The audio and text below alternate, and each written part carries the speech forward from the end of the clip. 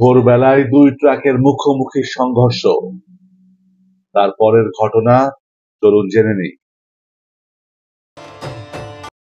ঝিনাইদহ ঢাকা মহাসড়কের কাশিমপুর এলাকায় দুই ট্রাকের মুখোমুখি সংঘর্ষে আল আমিন নামের এক ট্রাক চালক ঘটনাস্থলেই নিহত হয়েছেন। এ সময় আহত হন অন্য ট্রাকের ড্রাইভার সহ দুই হেলপার।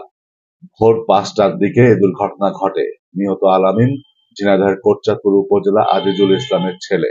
ঝিনাইদহ আরাপুর হাইওয়ে থানার ভারপ্রাপ্ত কর্মকর্তা ঘটনা নিশ্চিত করে জানান, ভোরের দিকে চট্টগ্রাম বন্দর থেকে সার বোঝাই একটি ট্রাক ঝিনাইদহ বিসিক শিল্প নগরী এলাকায় আসছিল।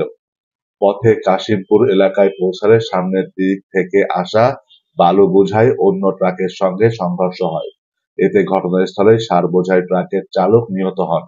ওই সময় আহত দুজনকে উদ্ধার করে সদর হাসপাতালে ভর্তি করা হয় এবং অন্য ট্রাকের ড্রাইভার পালিয়ে যান। নিহতর মৃতদেহ ময়নাতদন্তের জন্য ঝিনাইদহ সদর হাসপাতাল মর্গে পাঠানো হয়েছে।